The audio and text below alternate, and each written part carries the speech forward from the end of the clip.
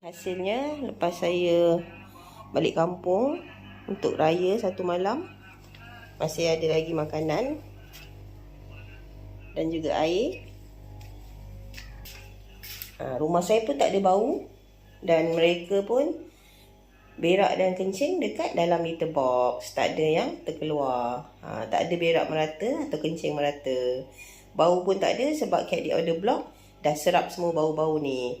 So saya boleh balik kampung dengan gembiranya. So kalau korang yang ada lagi yang nak balik kampung untuk hari raya, mungkin nak pergi bercuti ke, nak boarding kucing sendiri dekat rumah 2-3 malam, tak ada masalah. Boleh gunakan tips saya ni.